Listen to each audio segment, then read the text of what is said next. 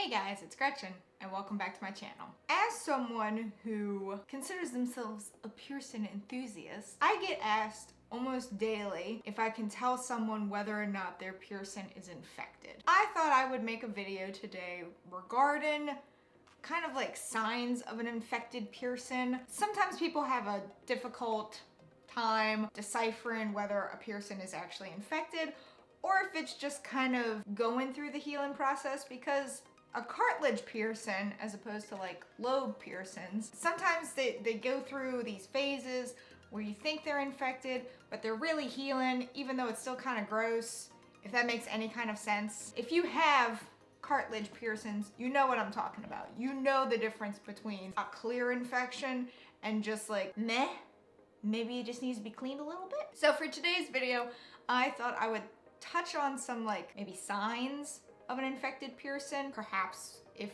you're really concerned, you know, when you should go see a doctor, or maybe go back to your piercer and kind of ask their thoughts. Please keep in mind that I am not a professional.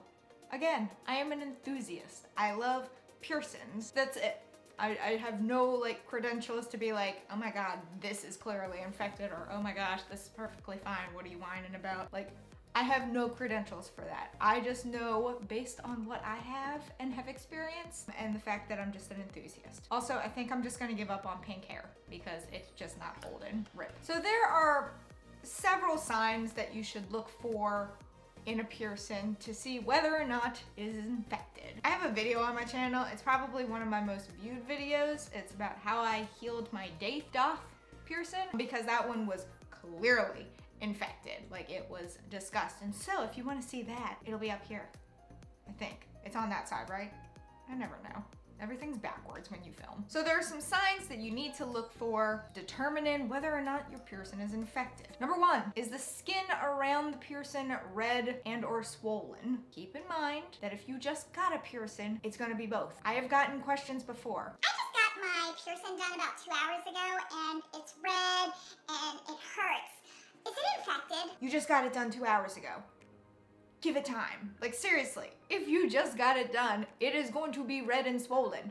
Most likely. If you're an oddball that you don't ever experience that, you're so lucky, because all of my piercings get that way. Now, if you have had the piercing for even just several days, then you may want to kind of just reevaluate things and just kind of keep an eye on it. Because again, you're causing trauma to your body by shoving a needle through it. It's gonna be red and swollen. But there are other signs that kind of go along with it that you should look for in determining whether or not it's infected. The next one that you should look for is whether or not you are actually experiencing pain to the piercing site, as well as tenderness. So if you like brush it by accident. So let's take for example my double helix over here. I got that done December. I always forget the year for that one. But I got it done December 2016. It was perfectly fine for about a week. Then all of a sudden, like, I went to a concert in Pennsylvania and it got so swollen. I've like beat myself up now because I really wish I had taken a picture of it. It got so swollen that there was no way to move the jewelry, like the skin was coming around it. It was becoming that swollen. It was red, it hurt, it was tender, it was swollen. It's the ones that I've mentioned so far. That's when you start realizing, that could be an infection. Luckily, that only lasted about 48 hours for me, but I really considered cutting my ear off. It hurt that bad. Like, that's what you should be looking for. Something else you should be looking for is kind of like discharge. Now, discharge is gonna happen to a relatively new piercing, usually. Again, I'm going on personal experience. Bodies react differently to trauma. Again, a piercing is traumatic to your body, not necessarily to you. I mean, it could be if it was a bad piercing, but it's very traumatic to your body. You're shoving something through it. You're stabbing it. Pokey, pokey, poke. So there is gonna be a little bit of discharge, but usually that becomes like crusties, which are actually good. That is your body's way of saying like, all right, let's heal this a little bit. But if you're experiencing like a really funky yellow or green discharge, that's called pus, and that's nasty. And you don't really want that. So along with the red and the swelling and the tenderness and the pain, if you're experiencing any kind of really disgusting discharge, probably keep an eye on it, because discharge is never good. Whenever I think about like pus, I think about when my brother got his appendix out. And that's a wild story. It like ruptured in 4 different spots and yada yada yada. But then he'd like have to change the gauze, and it always was a really horrific green. So now when I think of pus, I just automatically associate it with that, and that was not good. Another thing that may come along with infected piercings is a fever, particularly a high fever. I mean, again, fevers kind of happen when your body is just is like freaking out and is trying to figure out, oh my God, something's happening, it's not right, let's try and kill it. Again, I'm not a doctor, I don't know if that's actually true, but that's what I chalk it up to in my mind, is like your body's way of like toasting it. That's a good way of putting it, right? Like when you get a fever, it's because you're sick and your body's just like, all right, let's heat it up and maybe it'll die. I think that's a pretty good explanation.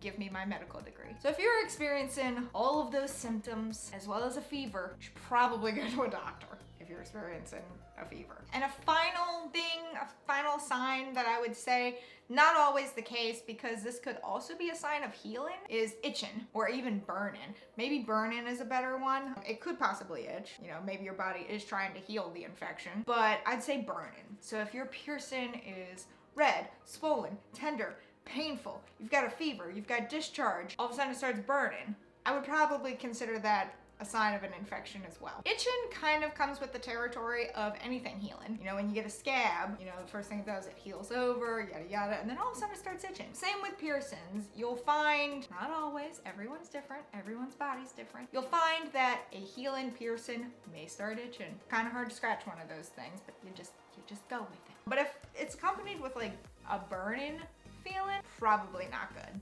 Probably time to seek help. So, what can you do when you've got an infected piercing? Number 1, clean it. You know, if it's infected, obviously it's not getting cleaned either enough or well enough. Again, my daith, I honestly don't know what happened there because I was cleaning that quite often, and maybe that was the problem. You don't want to over clean your piercings, but you don't want to under clean them. You also want to make sure your hands are always clean. Don't play with your piercings, especially with dirty hands. So, when should you seek help? Again, I'm not a doctor. I'm not a professional piercer. I am an enthusiast who has experienced pretty much everything, except for migration. I have not experienced that yet. Please don't let me experience it ever. That sounds awful. So number 1, going back to the symptom of a fever, if you develop a fever, please go seek help, especially medical help. Go seek help if you notice that like the infection or the redness around the site is spreading beyond the site. So like say with my double helix over here, say that the infection didn't get better, and say that all of a sudden I noticed that the redness was like kind of spreading throughout my ear. Probably would have sought some medical attention at that point. That's how I knew that my belly button piercing, when I got it done originally, was getting to be pretty bad, because all of a sudden like my stomach area was just starting to get really red. It was spreading. It was bad. You may be interested in seeking attention if it doesn't really improve within like 2 to 3 days. 2 to 3 days, I'd say. Again, not like a set in stone thing. I know personally my double helix was completely fine after 48 hours, so that 2-day period. So if your home treatment is not clearing it up, perhaps it's time to either go see your piercer and be like, hey, does this look normal? Is this normal? What should I do? Or to go seek medical attention. 2 other times you should probably go see a doctor is if you notice that the earring isn't moving. Again, they always tell you, oh, turn your earrings when you get it done. And by they, I mean like Claire's. No, don't do that. You don't want to do that. You want it to have time to heal, and when you turn your jewelry, that's causing like the wound to reopen essentially. So you don't want to do that. But if you notice that like if you bump it or anything and it's just not budging, it's probably starting to become embedded, which is the next thing to look for. If you notice that like the skin is starting to grow around it, or that the jewelry is becoming one with the area, you should probably seek help. I'll post the video of my belly button experience over here as well. I feel like I should redo that one. That one's an older one. Yeah, I've got pictures that show you how bad of an infection that was. I mean, aside from the fact that it was pierced in the wrong spot, you can see that the skin is like starting to come around it. That's a sign of infection and why I went to the emergency room. Keep in mind that even though doctors are trained to treat infections, they're not always well prepared with like piercings. So one thing you should never do, and I did this with my belly button one, is take your jewelry out if it's infected, because what can happen is when you take it out and then all of a sudden the holes close over, it can trap the infection inside of it. You don't want that. Luckily, I got lucky.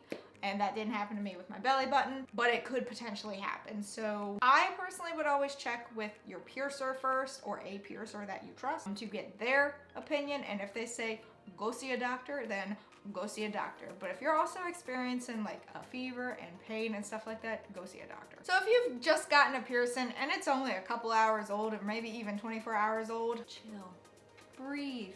It's gonna be red, it's gonna hurt, it's gonna seem swollen. But if it's a couple days old or even a couple weeks old and all of a sudden you're experiencing those things, then maybe start to be curious about whether or not it's an infection. Again, and I can't say this enough, I am not a professional.